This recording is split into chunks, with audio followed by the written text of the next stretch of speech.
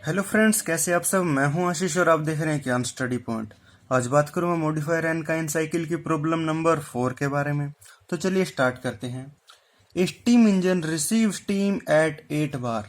एक steam engine के अंदर स्टीम रिसीव की जा रही है 8 बार प्रेशर के ऊपर। ये आपके पास सप्लाई प्रेशर दिया गया है। Super heated at 200 degree Celsius. जो स्टीम आपके पास सुपर हीटेड हुई है 200 डिग्री सेल्सियस के ऊपर। प्रेशर एट रिलीज बीइंग 2.8 बार। ये रिलीजिंग प्रेशर आपके पास दिया गया है जो कि 2.8 बार है। एंड एट एग्जॉस्ट 1 बार। और ये एग्जॉस्ट प्रेशर जो दिया गया है ये कंडेंसर प्रेशर दिया गया है जो कि 1 बार है। Assuming isentropic expansion and constant volume condition between releasing and commencement of exhaust. तो ये बोल रहा है कि आइसेंट्रोपिक एक्सपेंशन हो रहा है, ठीक है, और जब स्टीम टरबाइन में से बाहर निकल रही है तो वो कांस्टेंट वॉल्यूम के ऊपर उसका प्रेशर ड्रॉप हो रहा है, ठीक है। तो हमें क्या निकालना है, work done in newton metre per KG of steam. देखिए न्यूटन मीटर पर केजी में हमें वर्क डन की वैल्यू निकालनी है, ये इसकी यूनिट रखनी होगी। एंड एफिशिएंसी ऑफ यूनिट, और हमें एफिशिएंसी निकालनी है, ठीक है। एफिशिएंसी किसकी निकालनी है, मॉडिफायर एनकाइन साइकिल की एफिशिएंसी निकालनी है। Also compare this value with those for Rankine cycle working between the same pressure and temperature limit। और हमें Rankine साइकिल की भी एफिशिएंसी निकालनी है, ठीक है, जो कि वर्क कर रही है आपके पास same pressure and temperature limits के ऊपर, ठीक है। तो हमें सबसे पहले क्या निकालना है, मॉडिफायर एनकाइन एफिशिएंसी निकालनी है, ठीक है। तो मॉडिफायर एनकाइन साइकिल का वर्क डन निकाल लेंगे, फिर उसकी एफिशिएंसी निकाल लेंगे, और उसके बाद हम सेम थिंग रेनकाइन साइकिल की एफिशिएंसी और वर्क डन निकाल लेंगे। तो चलिए स्टार्ट करते हैं। सबसे पहले हम गिवन डाटा देख लेते हैं, ठीक है। गिवन डाटा में मेरे पास क्या है, सप्लाई प्रेशर दिया गया है। मुझे पता है कि P2 जो होता है वो सप्लाई प्रेशर होता है, P3 जो होता है वो रिलीजिंग प्रेशर होता है, और P4 जो होता है वो बैक प्रेशर इसको बोल देते हैं, या कंडेंसर प्रेशर होता है ये, ठीक है, या फिर इसको एग्जॉस्ट प्रेशर भी हम बोल देते हैं, ठीक है। तो देखिए P2 की वैल्यू हमारे पास दी गई है ये 8 बार जो सप्लाई प्रेशर है, ठीक है। और ये देखिए सुपर हीटेड टेम्परेचर दिया गया है 200 डिग्री सेल्सियस।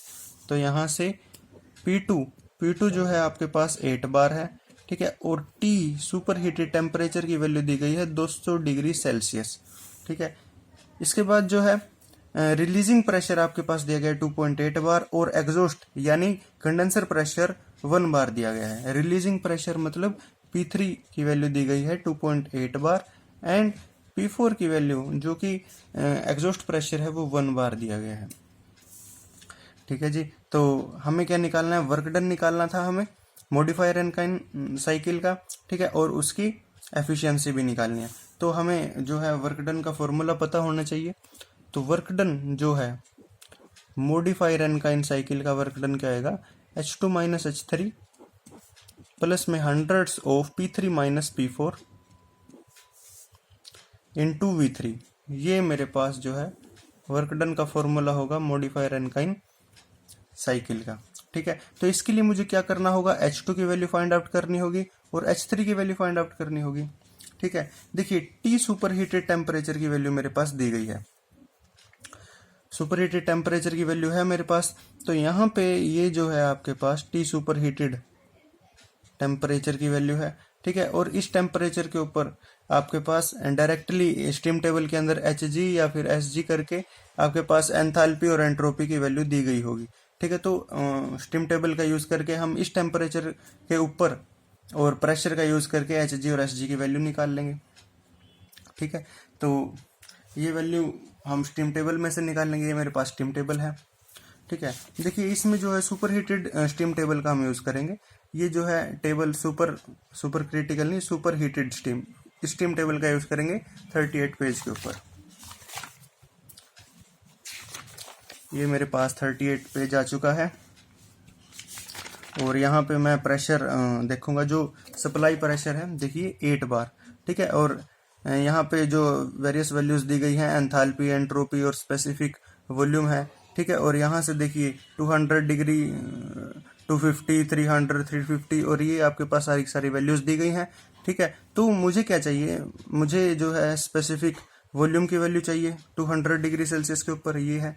ठीक है। और इसी तरह से एंथैल्पी मेरे पास H2 की वैल्यू ये हो जाएगी और एंट्रोपी की वैल्यू मेरे पास ये हो जाएगी जो H2 की वैल्यू है। ठीक है, 8 बार के ऊपर। इसी तरह से जो और प्रेशर दिए गया है उनके ऊपर भी मैं सारी की सारी वैल्यूज निकाल लूंगा। जैसे कि 2.8 बार दिया गया है मेरे पास, 2.8 बार ये प्रेशर है, तो यहाँ पे जो भी मेरे को रिक्वायर्ड वैल्यूज है वो मैं लिख लूंगा यहाँ पे। ठीक है। और इसी तरह से जो 1 बार के ऊपर मेरे को रिक्वायर्ड है वो मैं सारी की सारी वैल्यूज इसमें लिख लूंगा। तो मैंने पहले से ये वैल्यू सारी की सारी लिखी हुई है। इस सेपरेट पेज के ऊपर मैंने सारी की सारी वैल्यूज को लिखा हुआ है कि 8 बार के ऊपर जो रिक्वायर्ड वैल्यूज थी 2.8 और 1 बार के ऊपर जो वैल्यूज थी वो मैंने लिखी हुई है। अब देखिए H2 की वैल्यू तो डायरेक्टली आ गई है। ठीक है। 8 बार के ऊपर Hg करके जो वैल्यू हमने निकाली थी वो H2 की वैल्यू तो डायरेक्टली है हमारे पास। ठीक है जी। तो H2 जो सुपर हीटेड एंट्रोपी है वो आपके पास ये वैल्यू है Sg करके। ठीक है। तो ये वैल्यू, दो वैल्यूज तो हमारे पास है यहाँ पे। तो H2 तो हमारे पास निकल गया। अब H3 निकालना है। H3 का मतलब क्या है कि इस पॉइंट के ऊपर एंथैल्पी निकालनी है।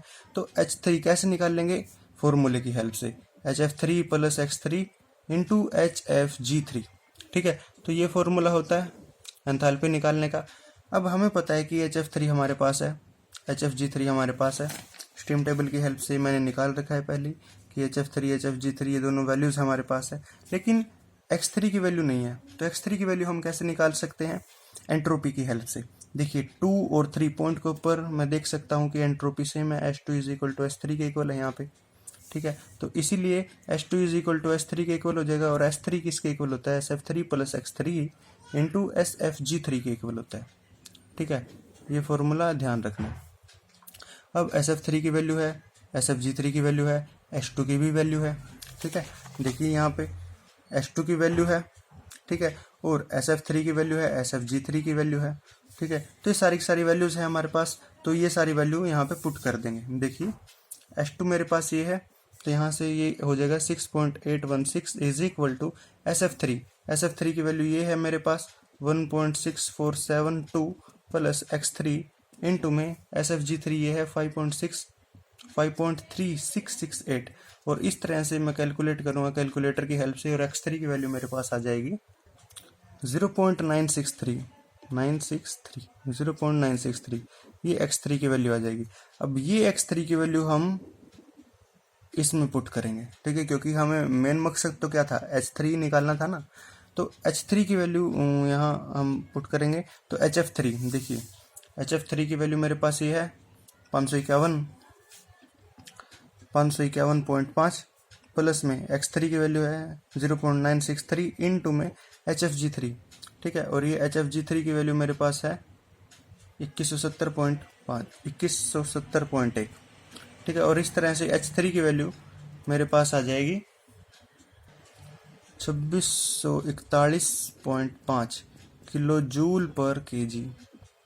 ये H3 की वैल्यू आ जाएगी। अब देखिए मेरे पास H3 आ गया है, H3 आ गया है, H2 आ गया है, P3 और P4 की वैल्यू मेरे पास है। ठीक है, पहले से ही क्वेश्चन में। अब V3 की वैल्यू निकालनी है। ठीक है। अब V3 की वैल्यू निकालनी है। देखिए V3 किसी भी पॉइंट के ऊपर अगर हमें वॉल्यूम निकालनी होती है तो दो चीज़ों का मल्टीप्लिकेशन होता है वहाँ पे। उस पॉइंट के ऊपर ड्राइनेस फ्रैक्शन कितना है इनटू में उस पॉइंट के ऊपर उसकी स्पेसिफिक वॉल्यूम कितनी है। ठीक है। तो इस तरह से हम जो है V3 की वैल्यू निकाल सकते हैं। अब X3 की वैल्यू हमारे पास है ये रही, और VG3 की वैल्यू भी हमारे पास है, स्टीम टेबल की हेल्प से निकाली हुई है। ठीक है, ये है। तो इन दोनों का मल्टीप्लिकेशन कर देंगे तो X3 कितना है 0.963 इंटू में VG3। देखिए VG3 ये है मेरे पास 0.645 और इस तरह से V3 की वैल्यू आ जाएगी मेरे पास 0.621135 मीटर क्यूब पर kg। ठीक है, ये मेरे पास V3 की वैल्यू हो जाएगी। अब देखिए आप ध्यान से देख सकते हैं मेरे पास सभी वैल्यूज आ गई हैं।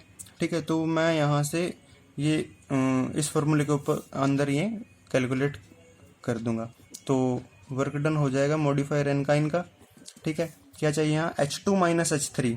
H2 की वैल्यू हमारे पास क्या है, ये मेरे पास H2 की वैल्यू है 2839.3 माइनस में H3 की वैल्यू मेरे पास है 2641.5 प्लस में hundreds of P3 minus P4 कितने 2.8 माइनस 1, तो यहाँ से 2.8 माइनस 1 इनटू में V3, और V3 की वैल्यू मैंने यहाँ पे निकाली है ये 0.621135, और इस तरह से इसका मैं वर्क डन निकाल लूँगा मॉडिफायर एनकाइन का, और ये मेरे पास वर्क डन आ जाएगा 309.604 किलो जूल पर केजी।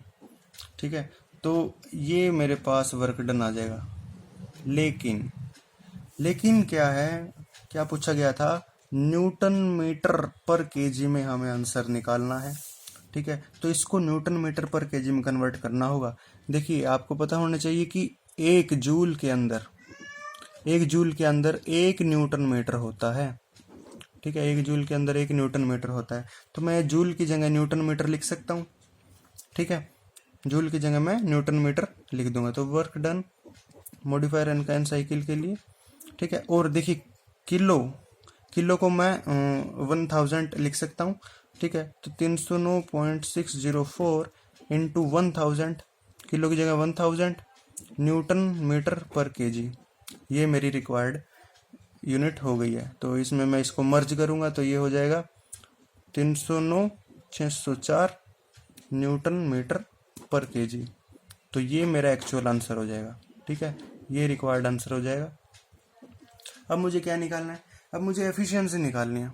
एफिशिएंसी कैसे निकाल लूंगा मैं, तो एफिशिएंसी होता है वर्क डन अपॉन में हीट सप्लाई। एफिशिएंसी होता है आपके पास work done of modifier Rankine cycle upon में हीट सप्लाई के इक्वल होगा। ठीक है, ये एफिशिएंसी हो जाएगी। अब देखिए, वर्क डन तो अभी निकाला है हमने, हीट सप्लाई किसके इक्वल होता है, हीट सप्लाई का फॉर्मूला होता है H2 माइनस HF4। ठीक है, एनकाइन साइकिल में और मॉडिफायर एनकाइन साइकिल में अगर आपने डेरिवेशन देखा हो तो वहाँ मैंने निकाल के दिखाया है। तो हीट सप्लाई ये होता है। अब देखिए, H2 की वैल्यू मेरे पास है Hg करके, ये देखिए H2 की वैल्यू मेरे पास है। ठीक है, और HF4 की वैल्यू भी मेरे पास है। HF4 की वैल्यू, ये मेरे पास HF4 की वैल्यू है 1 बार प्रेशर के ऊपर, तो इन दोनों का डिफरेंस करना है सिर्फ। ठीक है, तो ये हो जाएगा मेरे पास heat supply is equal to 2839.3 minus में 418, और इस तरह से इसकी वैल्यू होगी 2421.3 किलो जूल पर केजी। ठीक है, तो अब इसमें वैल्यू पुट कर देंगे हम। ठीक है, तो वर्क डन की वैल्यू मेरे पास आई है। देखिए, यूनिट सेम रखनी है, ये बात ध्यान में रखना है आपको, ये किलो जूल पर केजी में है। ठीक है, हीट सप्लाई। अब वर्क डन भी आपको किलो जूल पर केजी में ही रखना होगा, मतलब ये वैल्यू पुट करनी है। ठीक है, किलो जूल पर केजी वाली। ठीक है, तो ये हो जाएगा 309.604 अपॉन में 2421.3, और इस तरह से ये मेरे पास मॉडिफायर एनकाइन एफिशिएंसी आ जाएगी 12.78। ये मेरे पास आंसर हो जाएगा सेकंड। ठीक है, ये यहाँ पे आंसर निकला है। अब हमें क्या निकालना है, रेनकाइन एफिशिएंसी की, रेनकाइन साइकिल की एफिशिएंसी निकालनी है। ठीक है, सेम टेम्परेचर और प्रेशर के ऊपर हमें रेनकाइन एफिशिएंसी निकालनी है। ठीक है, अगर मैं इसको रेनकाइन साइकिल में कन्वर्ट करूं तो क्या होगा कि ये जो है एक्सपेंशन हो रही है, ये तब तक एक्सपेंशन होती रहेगी जब तक इसका प्रेशर एक्सपैंड होके कंडेंसर प्रेशर के इक्वल नहीं आ जाता। ठीक है, तो इसमें रेनकाइन साइकिल में क्या है, ये एक्सपैंड होती रहती है जब तक इसका प्रेशर कंडेंसर प्रेशर के इक्वल नहीं आ जाता। ठीक है, तो ये मैं 3 पॉइंट ले लेता हूँ यहाँ पे।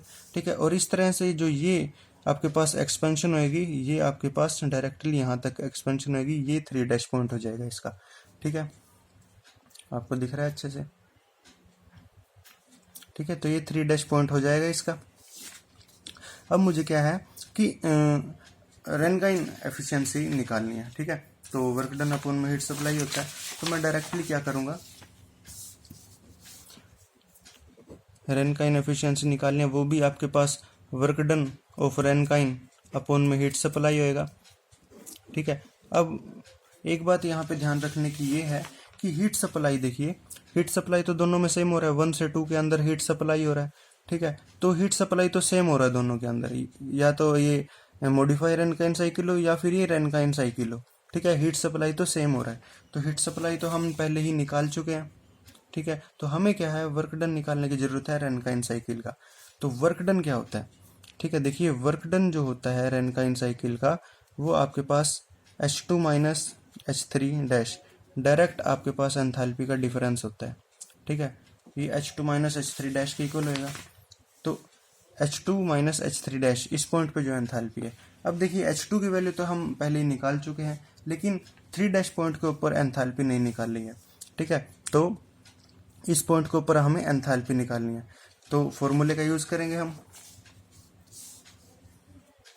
फॉर्मूला क्या होगा आपके पास, H3 dash is equal to HF3 dash plus में X3 डैश और HFG3 डैश, ये फॉर्मूला होगा आपके पास। ठीक है, अब देखिए HF3 डैश और HFG3 डैश की वैल्यू है, X3 डैश की वैल्यू नहीं है, तो एंट्रोपी की हेल्प से हम निकाल लेंगे। देखिए 2 पॉइंट के ऊपर और 3 डैश पॉइंट के ऊपर एंट्रोपी सेम है। ठीक है, कि 2 और 3 डैश पॉइंट के ऊपर एंट्रोपी सेम है, मतलब क्या हो जाएगा, H2 is equal to S3 dash, तो यहाँ से SF3 डैश प्लस में X3 डैश और SFG3 डैश, ये वैल्यू हो जाएगी यहाँ पे। अब देखिए ये दो वैल्यू हमारे पास हैं। ठीक है, स्ट्रीम टेबल की हेल्प से हमने निकाल ली है वैल्यू, और H2 की वैल्यू भी है, तो सारी वैल्यू इसमें पुट कर देंगे। तो यहाँ से H2 की वैल्यू मेरे पास होगी 6.816 is equal to SF3 dash, तो यहाँ से 1.3038 प्लस X3 डैश इंटू में SFG3 की वैल्यू है 6.0538, और इस तरह से X3 डैश की वैल्यू मेरे पास आ जाएगी 0.91, ये X3 डैश की वैल्यू आ जाएगी। अब ये X3 डैश की वैल्यू मैं कहाँ पुट करूँगा, इस फॉर्मूले में पुट करूँगा, तो यहाँ से क्या हो जाएगा, H3 dash is equal to HF3 dash. ठीक है, तो देखिए ये वैल्यू है और ये वैल्यू है, दोनों वैल्यू यहाँ पे पुट करेंगे, तो ये क्या हो जाएगा 418। ठीक है, तो ये हो जाएगी 418 प्लस में X3 डैश की वैल्यू है 0.91 इनटू में, और ये HFG3 डैश की वैल्यू मेरे पास यहाँ पे है ये 2257.4, और इस तरह से S3 डैश की वैल्यू मेरे पास आ जाएगी 2473.44 किलो जूल पर केजी। S3 डैश की वैल्यू आ गई। अब देखिए मेरे पास H2 की वैल्यू भी है, S3 डैश की वैल्यू भी है, तो वर्क डन निकल जाएगा आसानी से। तो इसका वर्क डन ऑफ रैनकाइन का क्या हो जाएगा, H2 माइनस H3 डैश। ठीक है, H2 की वैल्यू मेरे पास है 2839.3 माइनस में H3 डैश की वैल्यू मैंने यहाँ पे निकाल दी है 2473.44, और इस तरह से वर्क डन की वैल्यू आएगी 365.857 किलो जूल पर केजी। अब देखिए क्या बोला गया है क्वेश्चन के अंदर, बोला गया है कि न्यूटन मीटर पर केजी के अंदर आंसर चाहिए वर्क डन का। ठीक है, तो इसको न्यूटन मीटर में कन्वर्ट कर देंगे और इस 1000 किलो की जगह 1000 लगा देंगे। ठीक है, तो यहाँ हो जाएगा 365.857 गुणा 1000 न्यूटन मीटर पर केजी। ठीक है, तो इसकी वैल्यू हो जाएगी 365,857 न्यूटन मीटर पर केजी। ये आपके पास हो जाएगा आंसर थर्ड। अब हमें क्या निकालना है, हमें निकालनी है एफिशिएंसी रैनकाइन साइकिल की। तो यहाँ से work done of Rankine cycle upon में हीट सप्लाई। ठीक है, तो वर्क डन तो हमने निकाला है। ठीक है, वर्क डन क्या है, ये वर्क डन है, क्योंकि ये यूनिट हमें लेके चलनी है किलो जूल पर केजी के अंदर। कितना है 365.857। ठीक है, डिवाइड बाय में हीट सप्लाई। ये है, हमने कहाँ निकाली थी, ये निकाली थी हीट सप्लाई 2421.3 किलो जूल पर केजी। ठीक है, तो 2421.3, और इस तरह से रैनकाइन एफिशिएंसी आएगी 15.12%। ये आंसर फोर्थ। ठीक है, तो ये आपके पास लास्ट आंसर हो जाता है इसका। तो ये देखिए, ये इस तरह से हमने क्वेश्चन किया। ठीक है, ये आपके पास सारे का सारा क्वेश्चन था आपका। तो थैंक यू वीडियो देखने के लिए, और ज़्यादा अपडेटेड वीडियोस के लिए आप मेरे चैनल ज्ञान स्टडी पॉइंट को सब्सक्राइब जरूर करें। और कोई भी क्वेरी होती है तो आप कमेंट बॉक्स का यूज़ कर सकते हैं, मैं ज़रूर आंसर करूँगा। Thank you, have a nice day.